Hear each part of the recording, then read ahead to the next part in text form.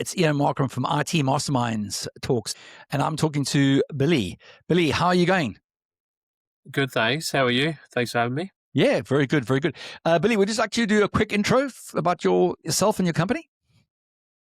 Yeah, awesome. So Kavira IT is a MSP or IT provider with accountability. So we do governance, risk, and compliance in the cyberspace. So if you think ISO 27001, SOC 2, or audit and assessment and strategy, that's kind of one part of our business. And then as a part of that, we also run a cloud-based MSP. So doing modernization, workforce security, identity access management, those kind of things. Great, Hence great, the tagline behind me. We do all the boring things. great. Welcome to IT Mastermind Talks, your access to insights and experiences from thought leaders in the IT services industry and those that support the industry. Our podcast features not only the seasoned professionals charting their start to exit journey, but also the key contributors who help ensure their success. We delve into the diverse challenges encountered within the IT services realm, encompassing both professional hurdles and personal obstacles. Join us, be part of our growing community, and engage in the conversation.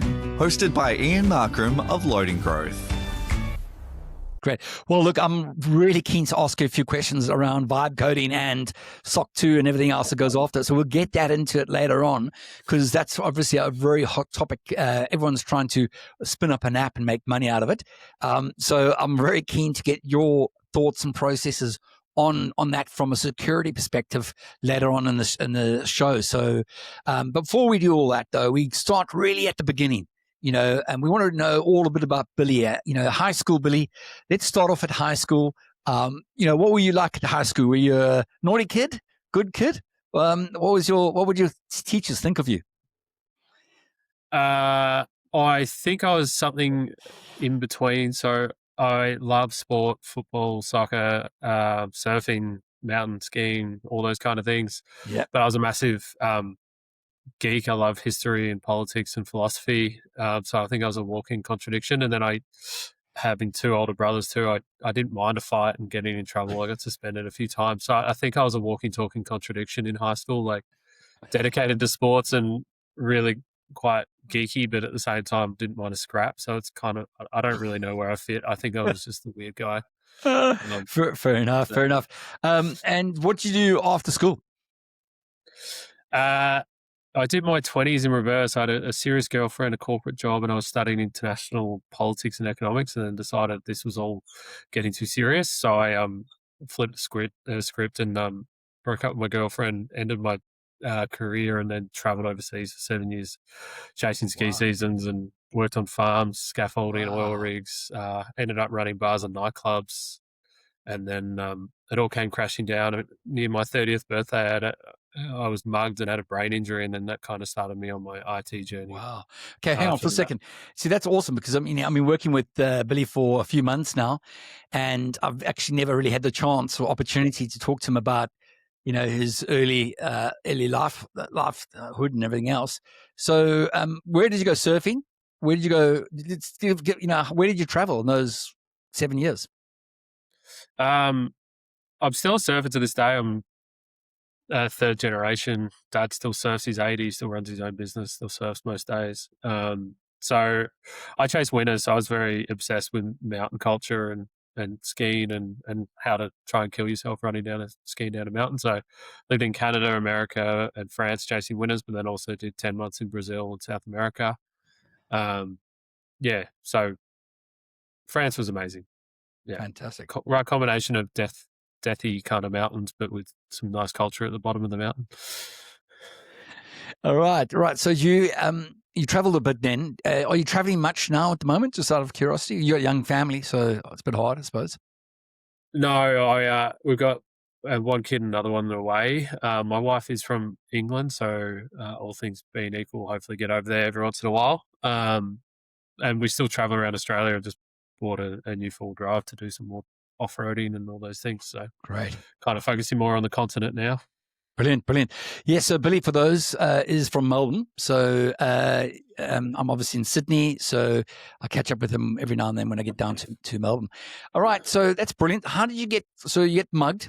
You obviously had this is like life's got to change moment. take us from there.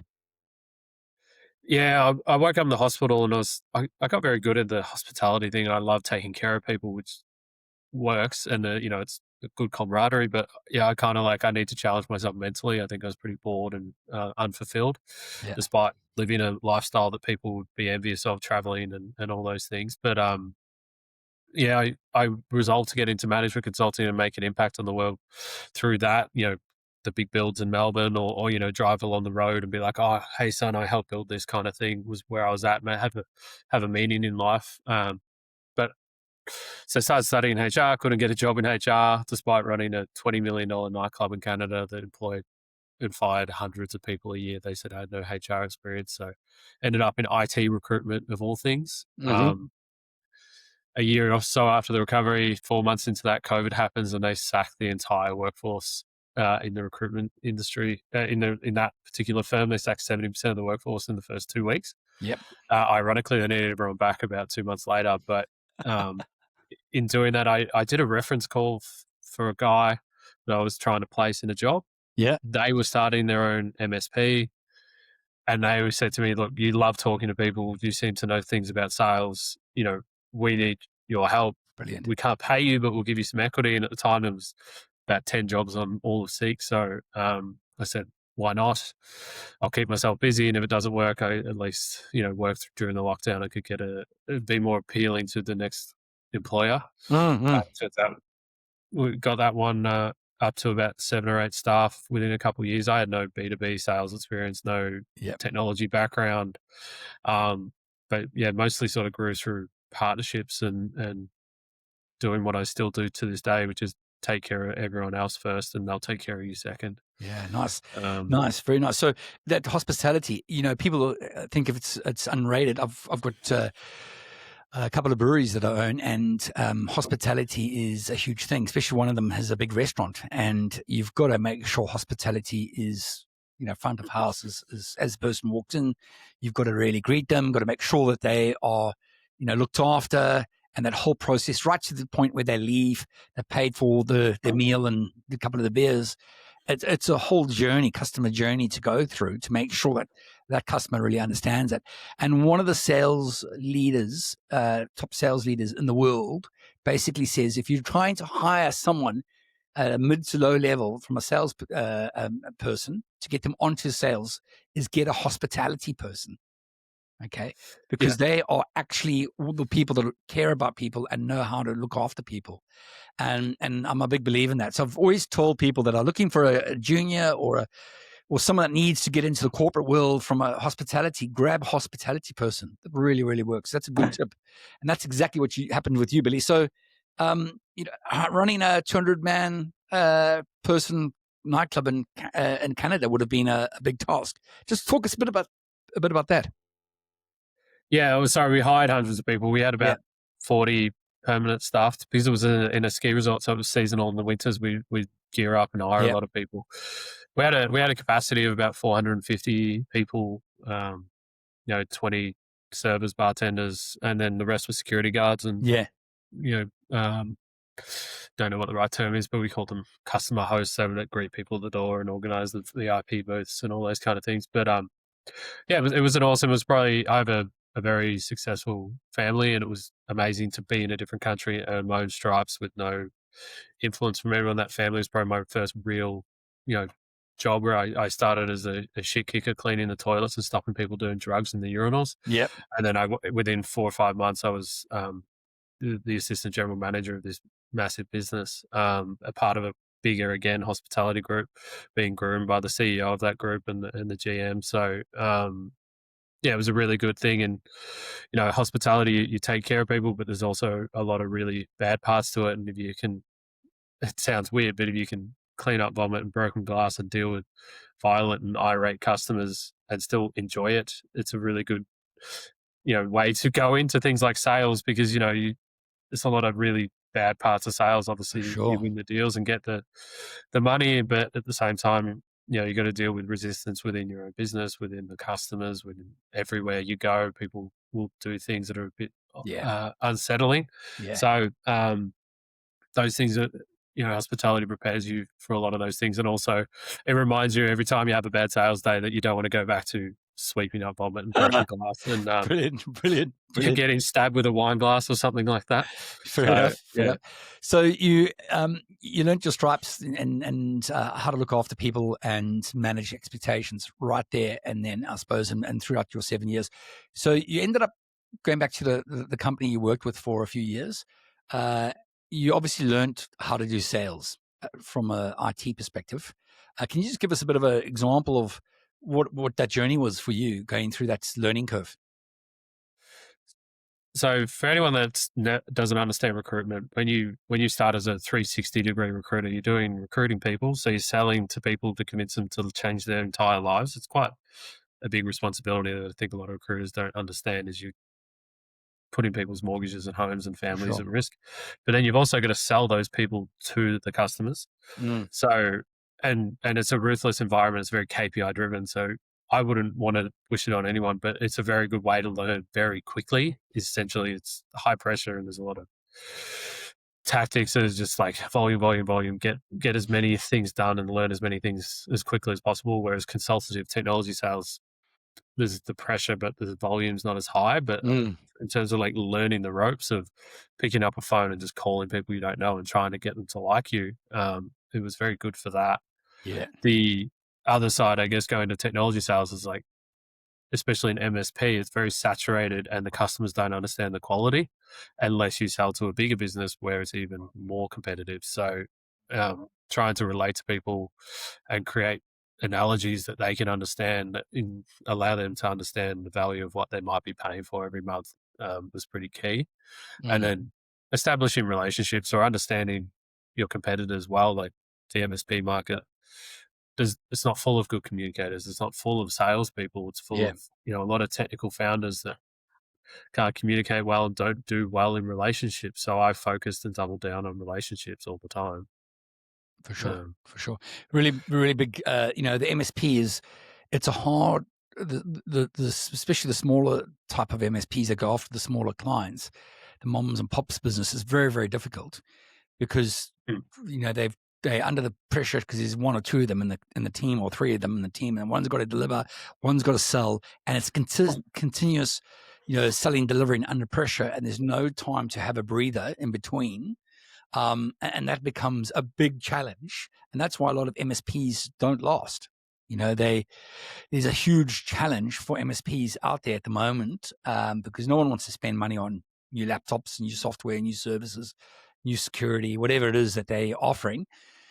Really, really hard gig. I mean, in the US where the market is large, MSPs, they could have, 150 people, 200, 300 people working for them. They call themselves still an MSP style business.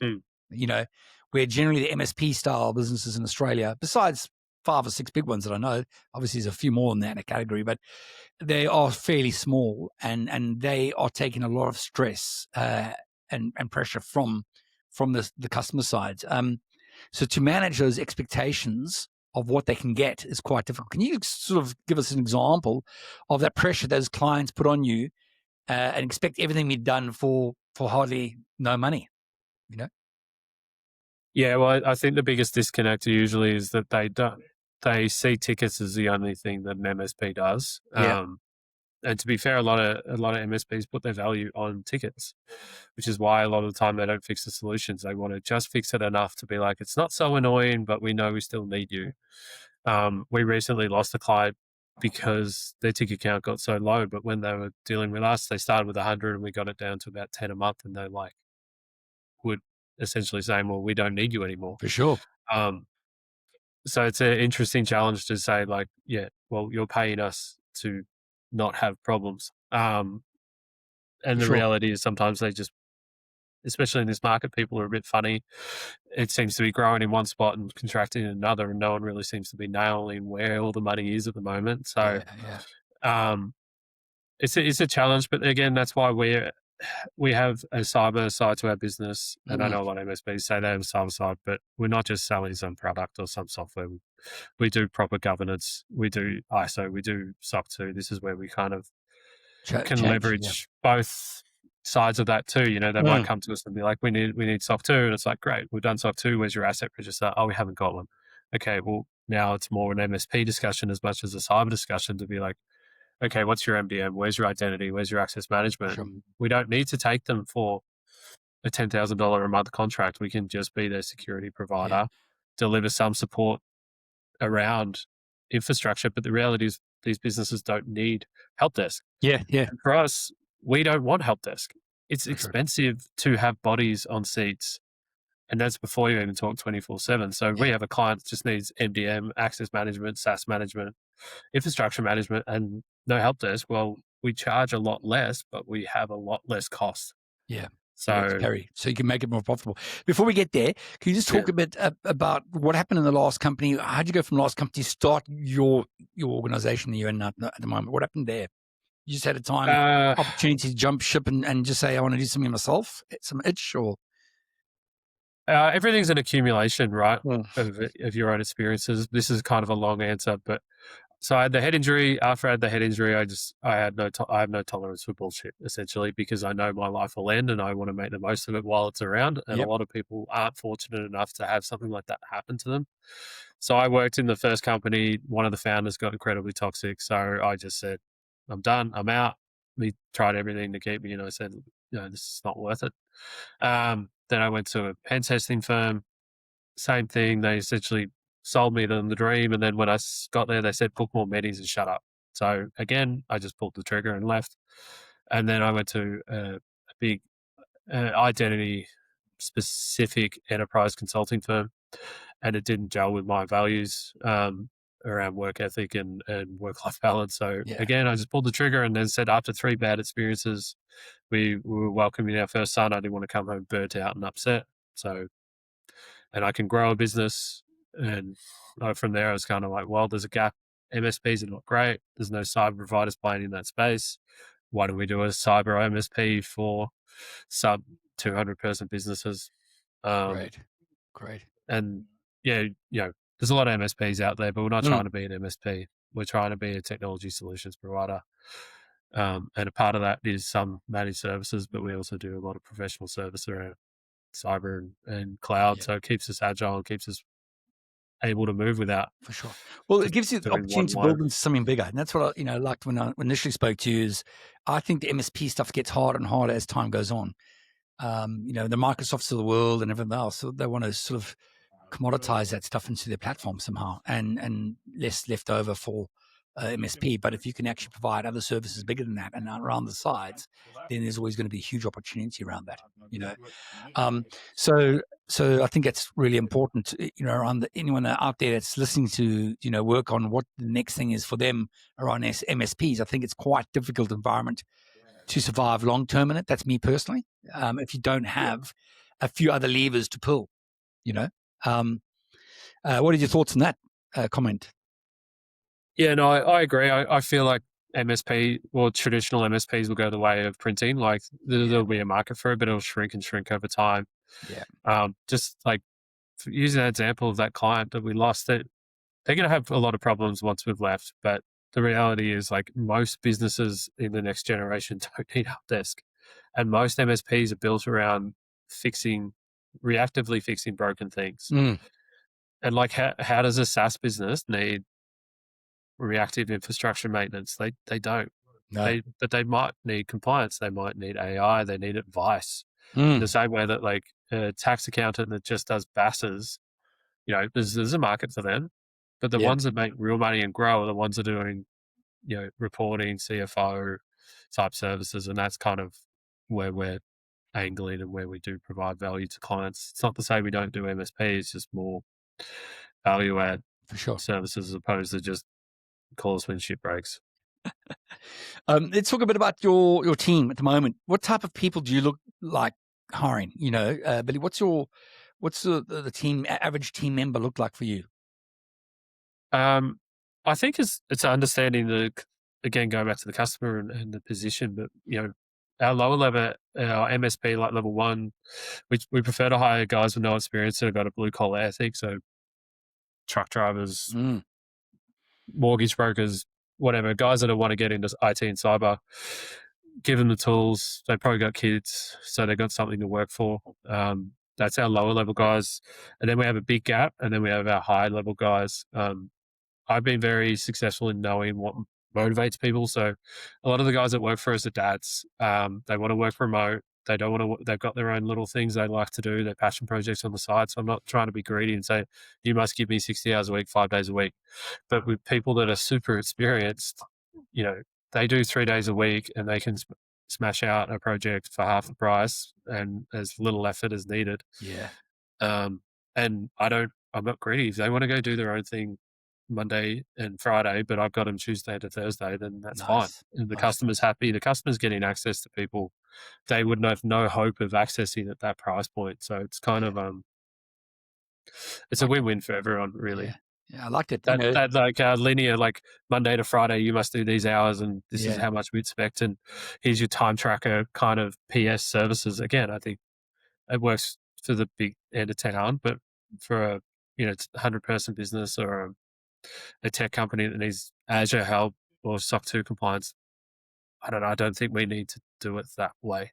For sure. I totally agree with you. I think you've got to attract the best talent, number one. As a services business, if you don't have the best talent, how do you actually, how do you service people? And I think it's a really good thing around the business models, really understanding, your type of people that you want to attract to your organization. And then those good quality people, you'll always naturally keep clients and you win more work and referrals will come and everything else. So I think it's really important. Where the bigger consultancy firms, are basically are numbers. They've won a project, they need 10 bodies, bring people on, churn them through, get them, work them hard, get the result that they need. And then the person's either burnt out, just not in love with the brand they and leave. It's actually quite a sad story, how that all works. So, awesome. I like that. I like the team culture, the dynamics, the mix. It's pretty good.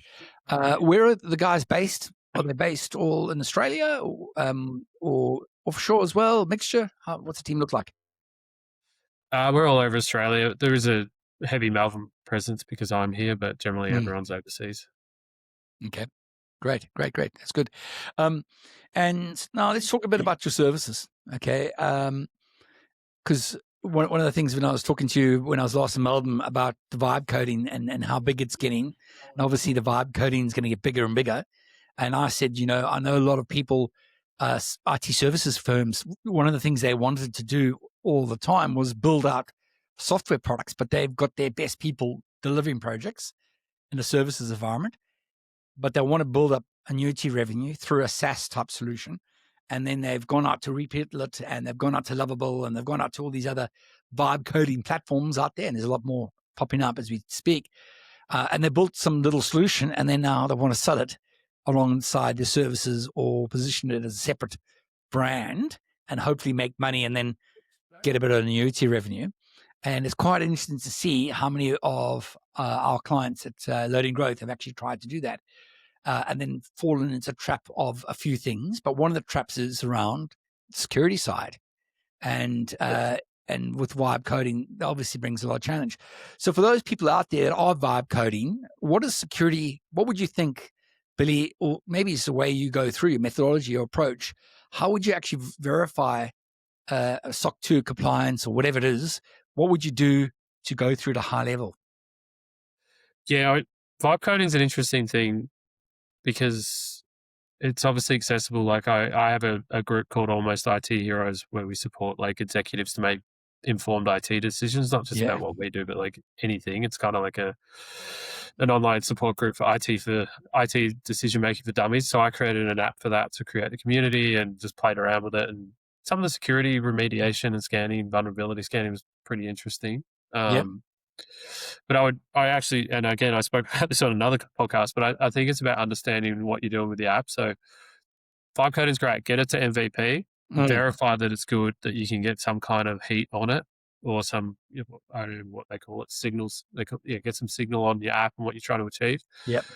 But it's not a long-term solution if you want to take that to market with customers and data and all these kind of things, because you're building and iterating it so quick that you are, you might like create something cool here, then you go back and fix something, but then the vibe or the AI machine goes off on its own little thing and forgets what you were telling it back there.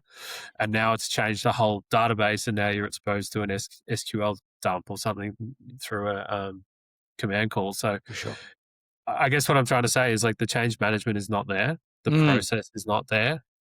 And you can try and embed it, but these apps, didn't, like Lovable wasn't even a thing till a year ago. I think their anniversary was a week ago. So, are they embedding like ISO management processes into how they vibe code your app? I would be very, very surprised. Yeah. So, and then that also ties into how you understand compliance. So ISO is a process framework. It's not necessarily a technical control framework, whereas SOC 2 is very heavy on security control. So it's how do you implement a vibe coded app into, well, what is your process to vibe code?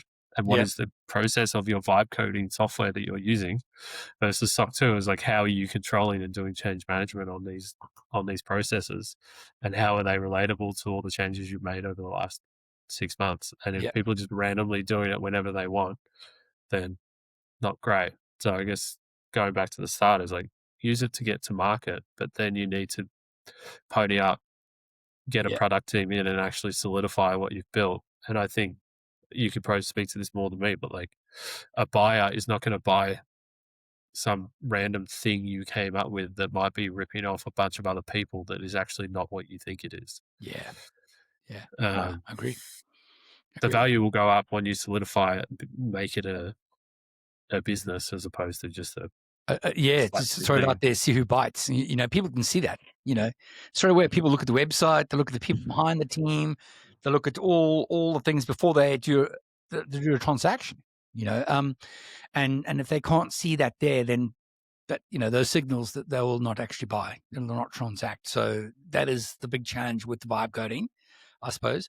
But really interesting on the security side, because people forget about the frameworks. It's more like a waterfall approach. You have to stop, sign something off, look at it, review it.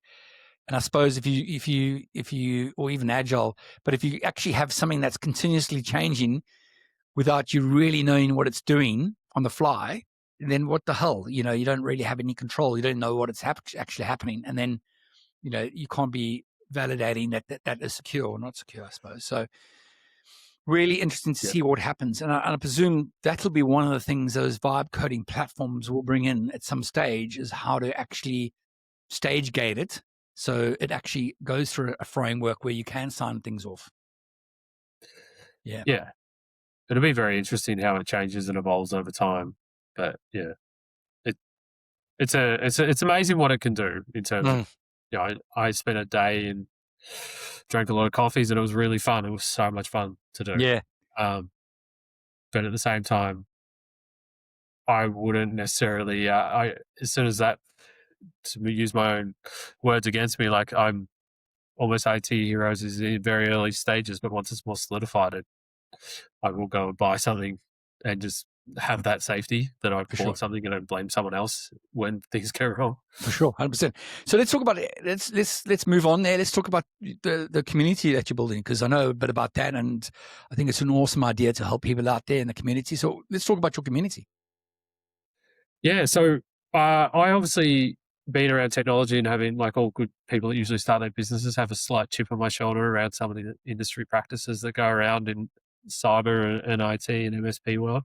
So you just see a lot of businesses making terrible decisions, costing, and especially we work with a lot of not-for-profits, a lot of expensive decisions.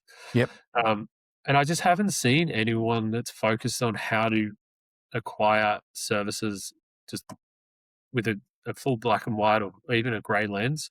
Everything is so biased towards what people are good at. So how do you educate a buyer to go to market to buy services and see through the, relativity bias of a vendor? So, you go out and you look at an ERP system, you're like, this guy's good at SAP, these guys are NetSuite professionals, these guys are Dynamics. How do you identify that and plow through it when you're not a technology professional? Is kind of what we're trying to do, is create support for those people. And then obviously, selfishly that helps us win work in our space, but also to have leverage partners and use their IP to empower these people. So I don't know how to go to market for an ERP system, For sure. but in providing access to the group, then these people are also, I'm asking them to give me a one pager on how to buy these services. Yeah. Agnostically. Give us a one pager on the difference between ERP systems for a 10-person bakery and a 1,000-person trucking company, because they're very different equations, but they are equations.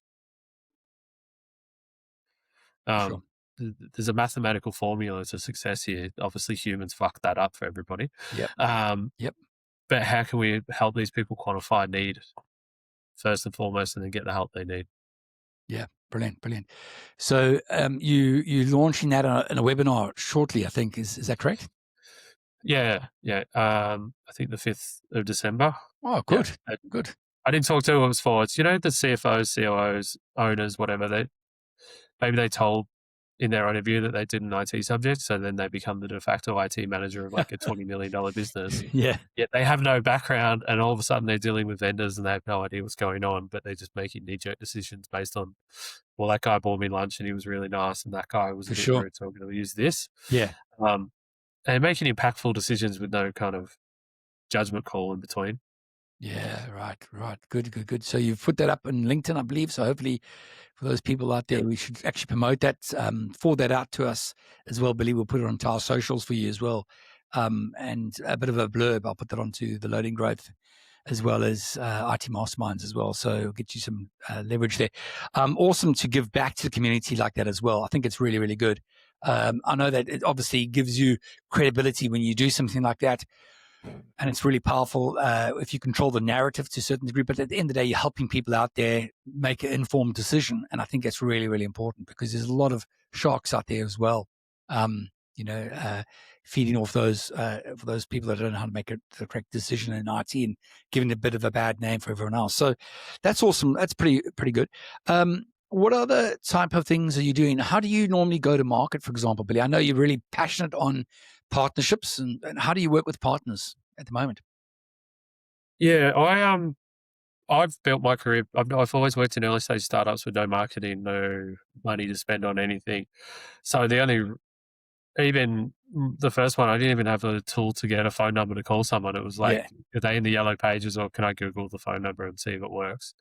So how do you do that? You talk to the people that they talk to. So business advisors, accountants, lawyers, other technology consultants. And people are very open to conversations if you're not trying to sell them something. So, I call up an accountant that I knew worked with my target market and say, hey, I'm new to this. I'm trying to make friends. Would you be open to a coffee? And it would just generally go from there. Obviously, now that I'm more established and kind of understand my value proposition to other people better, it's a lot more targeted and easier. But yeah, asking a simple questions of your clients is amazing that no one ever really does. What do you do? Oh, we're an accounting firm. Okay, but there's a lot of accounting firms. Who do you work with? Oh, we work with construction. Okay, so why do people engage you? And they're like, I thought we were here to talk IT. I'm like, yeah, we will. But I need to understand you first. Yeah. And then writing it down and just going, cool, well, now this person is paying me money. What other things can I do for them? And not necessarily to make money for myself, but just, they've obviously got other issues in their business. It could be HR, it could be delivery, it could be they're using Excel spreadsheets. Okay, I know a guy that does 0 ERP systems, so they keep a hold of their inventory when they're doing their job. Great. Now I've made my client money. So I haven't just delivered a service, I'm making them money. Now the guy that does ERP solutions remembers me fondly. Yep. And he might have clients too. So it's more thinking of like a barter system of delivery of services as opposed to I only do this if I get money, which I would say is 90% of what people think is like, I've done my time, I did my uni degree, I'm special, I deserve money, as opposed to going, well, how can I help as many people as possible? And yes, there's a net benefit to you over time doing that, but ultimately, like, you are there to help people, so help them. Don't just go, well, I don't know what that is, or I don't care about that because I don't get paid, so I'm just not even going to ask the question. But people will tell you their problems. and sometimes you can help them. So why not? Yeah. Is the ultimate go-to-market for me. Sorry, long-winded answer. Fair enough. No, it's all good. It's good. It's good to keep that circle going. I think it's really important. How are you going to stay competitive in the IT services market? Because obviously things are changing. AI is coming along, and we've talked a bit about vibe coding, which is a byproduct of all the AI tools that are out there, I suppose. How are you going to stay competitive in the new market? I think the idea is, I talk about this a lot, and it's a bit of a gimmick, but system architecture is really important for how we deliver. And it goes back, we lost that client because they just weren't using us as much as they thought they were. We thought, for whatever reason anyway. Yeah. But the reality is, like, we've removed a lot of our ticket count. So we can lower our prices. We can come in a bit cheaper. Some guys would say we're undercutting it, but we're also removing a lot of our workload in the way that we do things. So we make less money, but we do less work. For sure. And it comes down to the outcomes we're all looking for. Like, the only guy that doesn't have kids wants kids. So we're trying to spend more time with our kids while making a living and delivering a good service. Whereas I think the traditional model is like, cool, we're making X, Y, Z, spend this on marketing, then hire more bodies to prepare for this. Yeah. Whereas we're like, cool, we want more work. We're always looking for more work, but we're just trying to think of the better way of doing it as opposed to adding more cost. Yeah. So it's like, I don't know if that answers the question. Yeah. No, I think it's important. I think it is important because it's like a 5-year lens instead of a now lens. Like, if I was looking at a client and saying, well, they're like, oh, we're thinking of going to the cloud. It's like, well, I could probably sneak a server in there for $100,000, keep them on that for 3 years. But we'd go, well, let's get them in the cloud now. So they're happy in the next 5 years. They're not going to be looking around because they're like, why do we have this server for 3 years? Yeah. And we could have made a lot more on the server, but we've kept the customer and our ticket count's low. They're secure. Everything's kind of happy. And then we've got value adds for partners. So now they've got a bit more budget to improve their CRM. That partner's now happy. Or we come in and say, look, normally you wouldn't be able to afford this, but now we can look at ISO. So that money we saved on the server, now you can get a badge and you can maybe win some local government work. And they're like, wow, I've never had an IT provider try and win me work. So I guess maybe it's moving more towards heard it said a lot, like technology service provider as opposed to an IT provider. Yeah. So you're an advisory business with a flavor of delivery, as opposed to a delivery business that sometimes sends you a bill. Yeah, no, I agree. I think if they can get that right, that's a great model. There are obviously, as we spoke, like, Microsoft's trying to commoditize things, and even, the ISOs of the world, services companies have tried to commoditize that. And one is the Vantia. I think it's Vantia.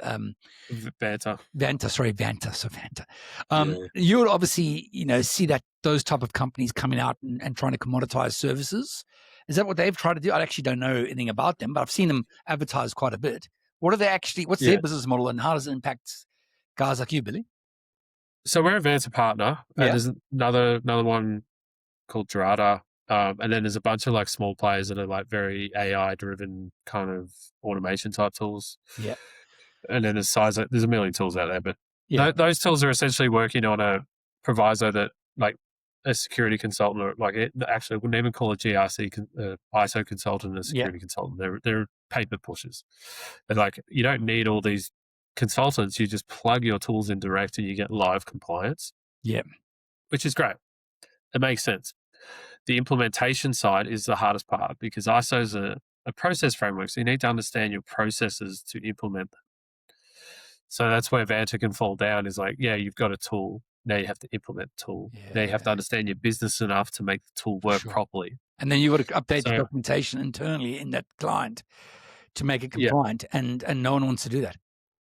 Then you still got to go to audit. And now the auditor's saying, well, where's this? And you're like, oh, well, or the auditor goes, oh, yeah, that's great. You've got that. I don't need that. Why did you do that? Yeah. Still, Vanta won't help you understand the framework and your business, and also what you need to do versus what you don't need to do. Yeah. Where we implement Vanta for clients is when they go multiple frameworks. So then we can start blending their ISO work into their SOC 2 work. Okay. And also SOC 2 has a lot more compliance requirements in terms of like you need an EDR, you need an antivirus. ISO, you need an antivirus, but the auditor very rarely checks if it's deployed because they're not technical auditors. Okay. So that live compliance to be like, yes, we have 27 devices in the wild and 27 are reporting back antivirus has been patched this week. So that will really speed up that process. Yep. But it's different businesses for different stages, right? Yeah, A larger business, Vance is going to send them back 60, 70 grand a year. Wow. At Just that for the point, the license. consultant is about, like, we charge around 60 grand a year. So, Yeah. you can save 10 grand and you'll get better expertise than you would self-implementing. For sure. So let me get that right. 60, 70 grand for that software solution. But would that include the implementation and someone actually running it for you externally, or you still have to pay on top of that? TBC. Yeah. So Banter don't have a professional services team in Australia technically. Yeah. And they're customer success consultants. They're not ISO consultants. Okay. And Vanta has, I think, up to 80 frameworks depending on where you are and what you're doing. So yeah, we have clients that have bought Vanta and they brought us in to help them figure it out. We've had clients and we've come in and ripped it out because it just wasn't appropriate for what they were doing. The other thing with ISO, you've got the cost of the audit and the pen test. So again, we'll go to audit. We'll go to all the auditors and get the best price. And then with the pen testing, they're not all the same too. So we have up to 7 firms that we work with, depending on the client and what they're doing. Okay. Wow. So who are the auditors? Are they certified people that can sign things off? Yeah, there's 4 companies in Australia at the moment, I think, that are certified ISO auditors, but they come in and check your work. Where it gets a bit grey is like the auditor will be hungry for everything, and as consultants, we just say, no, no, we need that. No, you don't. Yeah. This business is this. You don't need this. Yeah. And then the auditor might get a bit upset, and we say either talk to the lawyers or bugger off. Yeah. And usually they bugger off. A perfect example is a lot of technology businesses work in co-working. A part of ISO is you need security on the door. Well, how do you justify security on the door when you work in a co-working space? For sure. Or you're a working from home company. Well, you just say, we've assessed this risk. We are a work from home company. Yeah. And the audit, that is enough to because ISO isn't about removing the risk. It's about assessing the risk and then showing that you've assessed it, not necessarily remediated it. Whereas SOC 2 is more like, do you have this thing? And is this thing working? Wow, interesting. Now, SOC 2, it has been around for a while, hasn't it? Yeah. SOC 1 and then SOC 2 and then the different things. But I mean, how long has it been around for? And are there any new sort of, I think there are some new sort of AI type of, also on top of that, new AI certifications coming out as well. Is that correct? Yeah, so SOC 2, Type 1, Type 2. It's just a bit of a side adage, but it depends where your market is. So if you're in Australia, you don't necessarily need SOC 2. Yep. If you're in the US, it's very much the standard. Okay. Europe is GDPR and ISO. So you got to assess, is it business driven or is it market driven? If it's market driven, listen to your customers and what do they want. Yep. With the AI frameworks, is ISO 42001 is the one that's doing very well or getting the most signal, as I keep trying to figure out that word. But yeah, that a few people are looking at it. We haven't really, everyone sort of asked about it, but no one's really got that market driver. And ultimately, a lot of the reasons why people do this is customers. Customers, I want this, and I won't give you my money unless you do this. So that's generally why people are going for these frameworks. I'd love to say to people like, no, we want to be the best compliant company we can be, but generally speaking, it's like, is this going to affect my bottom line? For sure. Do insurances support that, or are they premiums go up if you don't have all those certifications, or does it even impact it? It depends on the insurance. Most insurance will have elements of these frameworks in them. So incident response planning is like a cornerstone of any cyber program. Yep. And also the cornerstone of any insurance. But we have clients that go ISO alignment, so they're not looking to spend the money on the audit and everything, but they're looking to get their processes in place. Mm-hmm. It's a great place to start too, because then when you're ready to pull the trigger, don't have this huge body of work and chaos. Yeah. You've sort of got everything, maybe tweak it a little bit, and then you're ready. Whereas if you're going to do it, you're going to commit to it. Whereas if it's ISO alignment, you're like, cool, we've got 12 months, we'll deliver these documents over that time with this consultant. You probably save a bit of money. Yeah. Yep. Whereas every insurance policy is different, but generally, there's some baselines in place, and it's a mix of technical process and technical control and process will deliver an insurance outcome. For sure. So yeah. Okay. Brilliant. Yeah.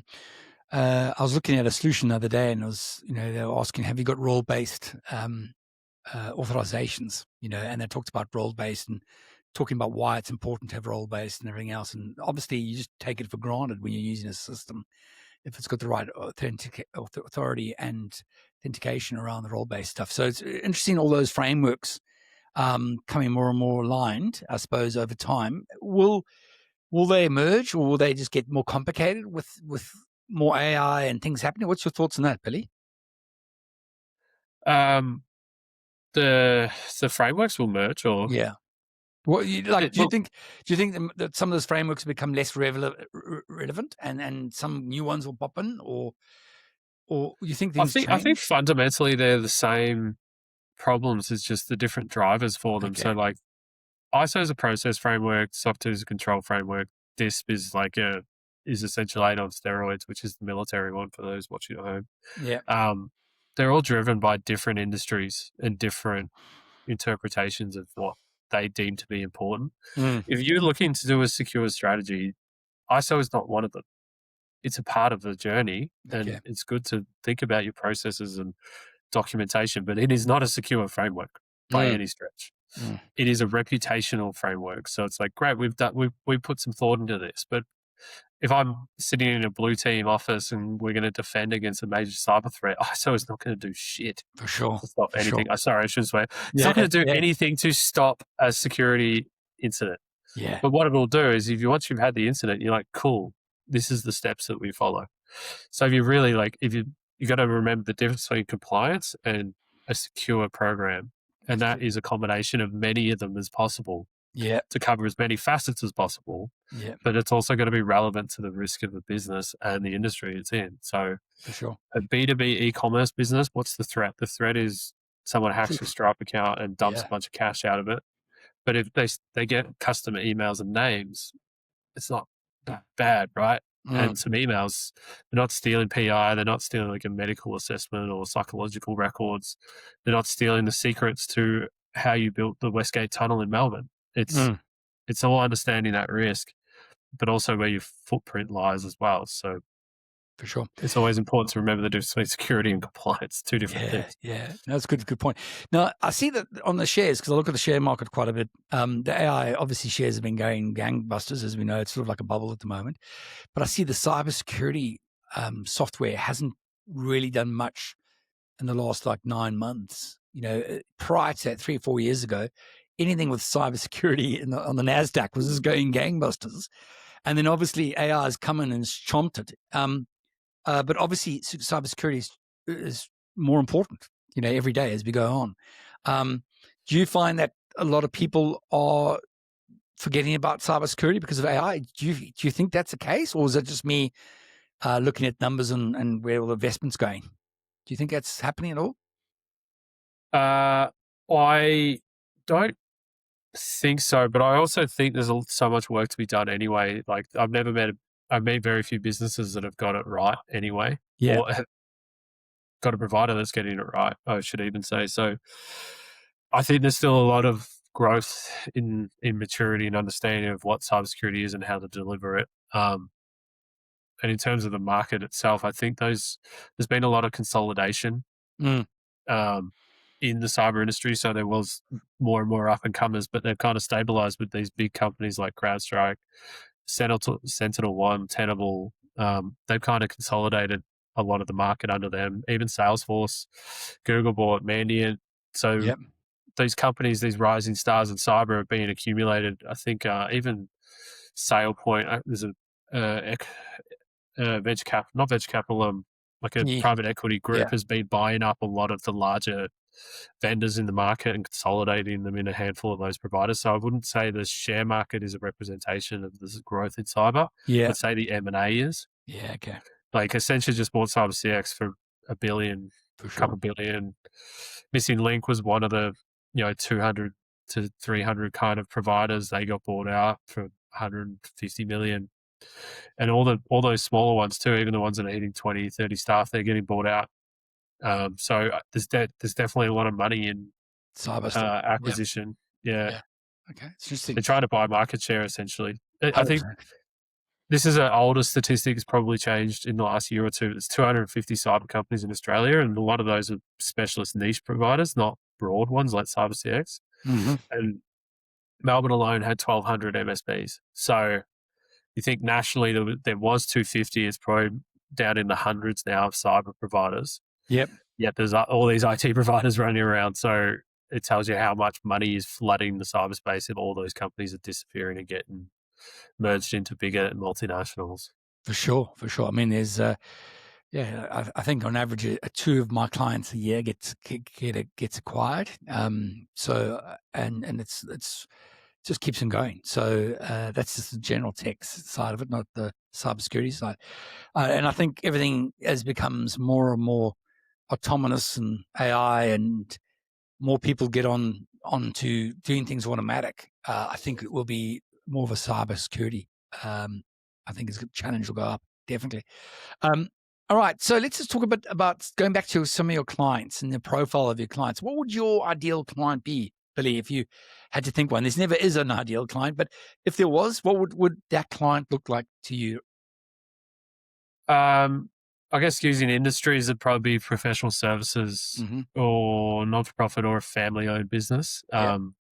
Anywhere from 40 to 500 seats. From a tech stack, there's two. We prefer typically transitioning or transgenerational businesses. So new leaderships come in, gone. This is not good.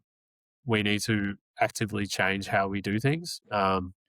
Because the way our model works is we modernize businesses at like cut rate prices, because we want, like I said, we want to get them to an outcome where we get paid every month, but we're not having to do ridiculous amounts of work. So we're the kind of vendor that comes in and goes, here's everything you've got. We've identified it all. We're going to remove as much of this cost as possible, and you're going to have to trust us on that journey, as opposed to keeping it status quo where all the money starts raining in. So those kind of clients are great, especially if we can move the needle. I left enterprise because I just got sick of sitting in meetings and nothing ever happened. So if we can deal with the chair, the CEO, and maybe the ops manager, and just get to work, it's ideal. So get them in the cloud, get them secure, get in their governance, do essentially digital transformation, and then of their IT infrastructure and how they manage it. They're the really fun projects, but ultimately, we just want people that want to do good things. For sure. First and foremost. If they want us to quote against 3 other vendors and to deliver the same thing that they've scoped up, and don't want anyone to tell them that what they've scoped up is probably not great, then I don't want to work with them. Yeah, you're not the right. They just want you to be part of the bidding process. So moving on to that sort of area, what are the sort of common challenges that you face working with clients? Is it they do not understand the services you provide, or they've got too much on, or they're too exhausted, or cash, is an issue? What do you think are the main challenges your clients have when working with you, Billy? Money's hard at the moment. I feel this. It's not. I wouldn't say it's like a recession or anything, but it's not a go days either. It's kind of everyone's out for a deal in a way. So money is always a challenge in getting clients to move from their old provider. But I would also say, it is just that soft point. It takes time. You can't automate relationships. So spending time with customers is probably the hardest thing for me running a small business. We're not at the point where we can have account managers or a team of service delivery guys that regularly maintain contact. So a lot of that falls on me. And then just helping them through everything they're going through. With technology and being a technology provider, there's always this hard line to delineate of like, this is what we do Mm-hmm. and this is what we don't do. Yeah. Because they don't necessarily understand the difference. So yeah, setting boundaries can be challenging For sure. because you don't want to piss them off, Yeah. but you also they need to understand that, we're not experts in this space, and they bully us into doing it. It's not going to be good for anybody. Yeah. People don't like to be told no, I guess, in summary. Yeah, especially if you're running smaller companies and you've got the founders there or someone else. They've got a strong personality, so they can be quite difficult, in a smaller organization because they feel like they can wield the power and make decisions. So sometimes that is a bit of a challenge. Do you have any mechanisms or any thoughts around keeping the quality of service to clients, in your delivery? What are the things do you do? You got any tips or tricks out there for people who are listening in around keeping that service of quality or the delivery going? I think you need to find people who love helping people. Yeah. It seems obvious, but Yeah. I find a lot of people get to high ranking technology positions because they don't want to do work and they don't want to, have to deal with the day to day. So we don't really compromise on people saying, I don't do this. If you're in our business and everyone's sick, you're the help desk guy for the day. And I'm sorry, that's just the way it is. Yeah. It's not pushing people into positions they don't like, but it's also all hands on deck. It's kind of that plucky startup kind of mentality. So you want people that care and want to help and don't think anything's below them is good for us. And it's not very sexy, but just template everything. For sure. There is an answer for every problem. Usually it's the same 5 problems that come up. So how do you template that and educate how to deal with those scenarios in different emotional contexts? Yeah. Angry, sad, disappointed. SOPs, make a big difference. So yeah, definitely. Okay, so the last piece in that area is, can you actually talk a bit about a success story recently that you've done with a client?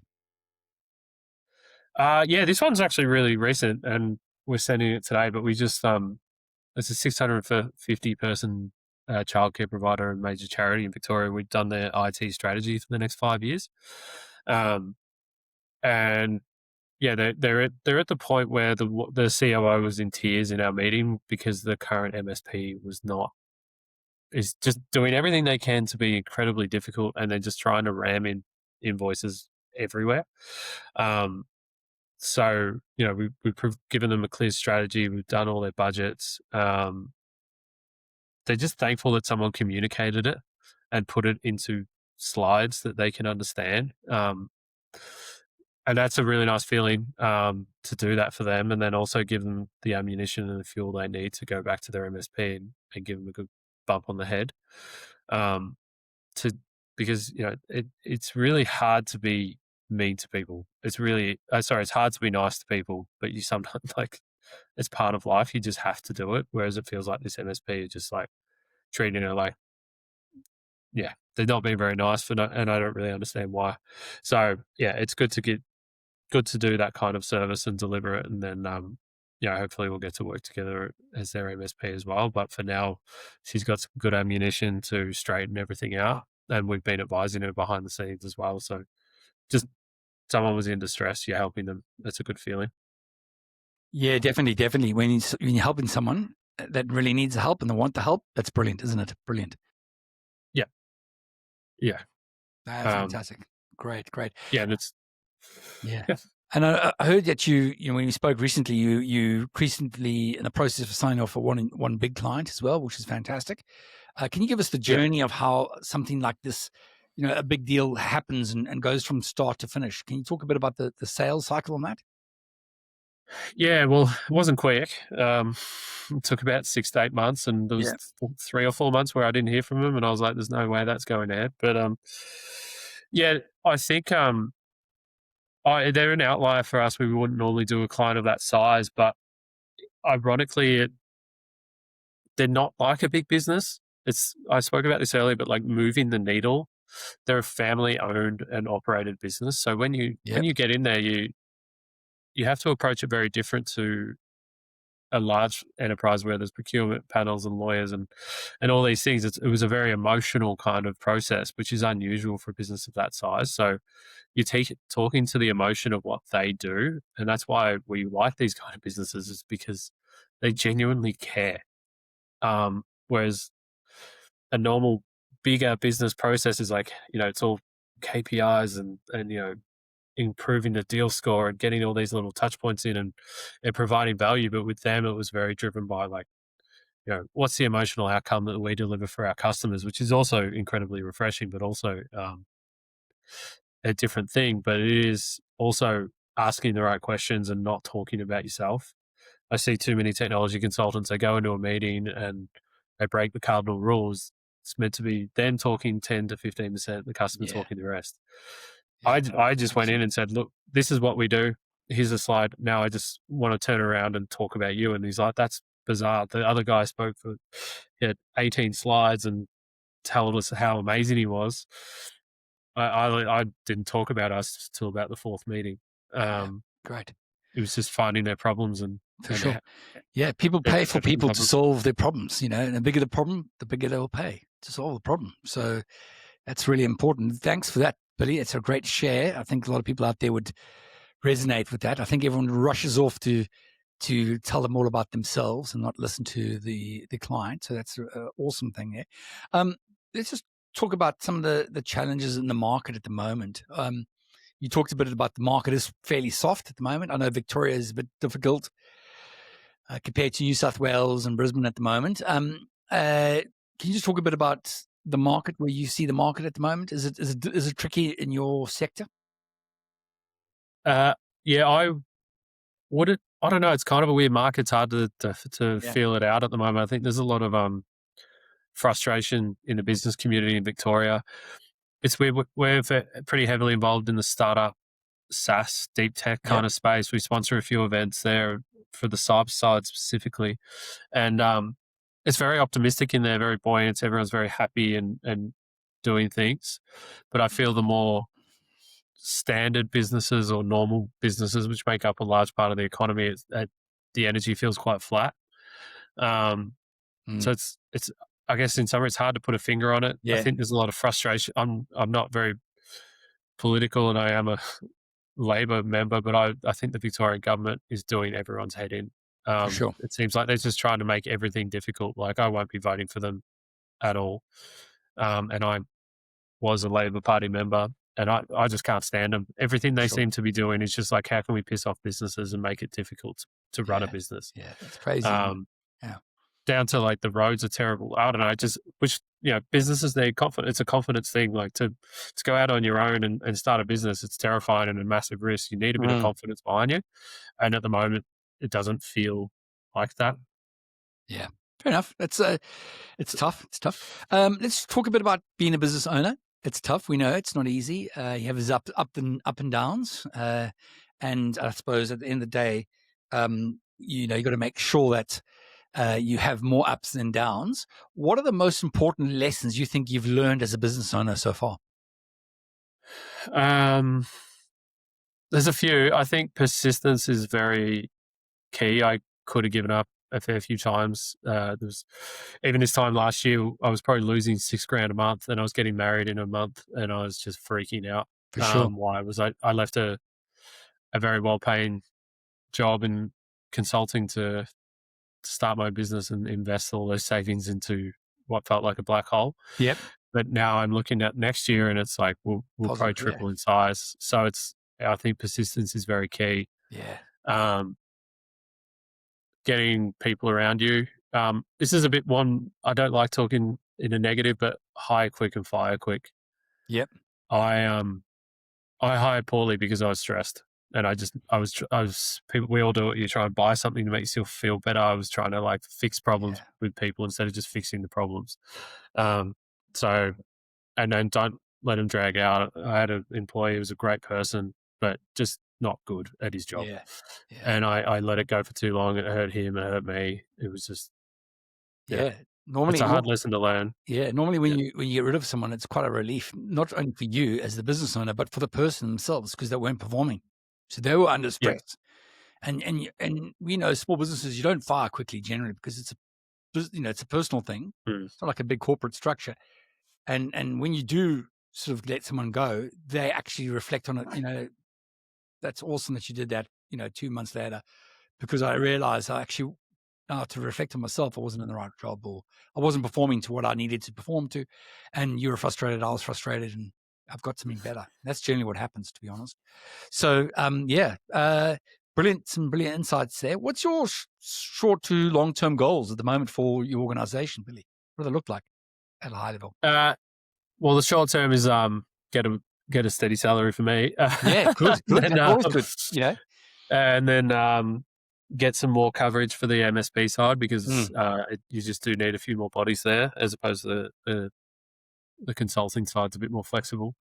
And then long term, the idea is to become essentially a larger provider that can deliver, keep the agility, but not get too big that we lose the soul of like genuinely wanting to help people. Great. So what does that look like? I don't know, a team of 20 that are doing the work of 50, but also getting to spend time with their kids and friends. Nice. Bringing the human touch back into it. I love that.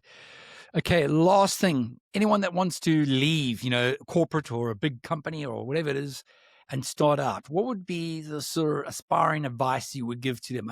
You've mentioned some stuff, the persistence, I suppose, is one of the key things you need. But what would you say to them to actually jump ship? I think it's work on, figure out what you're good at and not what you're good at now. It's very different when you're on your own. And I had to really figure that out, and it was really painful. But if you can do it beforehand, do it, because you don't know as much as you think you do. And I think you think you know everything, but you really don't. So once you identify that, then you can start figuring out where you need to put your time and your money. If you're a technical guy and you're good at consulting and delivering, cool. Well, your biggest problem will be growth. And it'll be partnerships, and you'll think there's no priority in meeting people and all these things, and you're all too busy. Well, then you need a co-founder, or you need to find someone that can deliver those leads for you. For sure. Because that will be your biggest problem. And it's where most people fail, is they just don't get the revenue. So you got to find a sales guy that's off his head and is willing to give up $200,000 a year to come and work with you, or you're going to learn how to do sales. Ian's great for that. But those kind of understanding where you're not everything to everyone in the business. You're going to be good at something. So you got to find out where those weaknesses are and try and fill them early, or plan to fill them. Nice. Good, great advice. I always say to people, it starts with clients. If you don't have clients and you can't bring new clients on board, very difficult to have a business of any type, really. It's not many businesses out there that attract clients. It's always the other way around. You have to go out and get clients, and you have to convince someone the whole time. So you've got to be selling the whole time, basically. Even when you're delivering something that's really good, you actually should be naturally selling to them on how good it is, even, sometimes to reflect on that. Yeah. I 100% agree. I don't think the job of a founder is to do work, it's to sell. I'm biased because I come from a sales background, but you see so many, this is true of accountants and lawyers, and everyone is like, I'm smart, I deserve money. And it's like, that's not how the world works. If you don't get deals in, you do not have a business. And you see a lot of these guys, and they'll get sucked into like consulting gigs for their old company, and they're essentially just a contractor. It's not a business. That's a contractor. So you need to figure out, how do I set up a business that people want to give me money to do? And again, they make that mistake. They want me. It's like, no, they don't. They want a problem fixed. Yeah. How do you do that problem times 10 people that make you 10 million? For sure. Anyway, perfect way to end off the session, Billy. I really appreciate your time. I know how busy you are. I'd just like to say once again, thanks so much. And we'll probably get you onto the podcast in about a year's time to see how your organization's going. I can't wait to see what happens around the cybersecurity stuff and the compliance, especially around vibe coding and all the new things that will be coming out over the next couple of months with all AI. Thanks so much for your time. I appreciate it. Thanks a lot, Billy. Cheers. Thanks, Ian. Cheers. Thanks for joining us on IT Mastermind Talks. Don't miss out on our next episode. Hit the follow button and stay updated. Want to be our next podcast guest? Contact us and share your expertise with our audience. Visit www.itmastermindtalks.com for more information.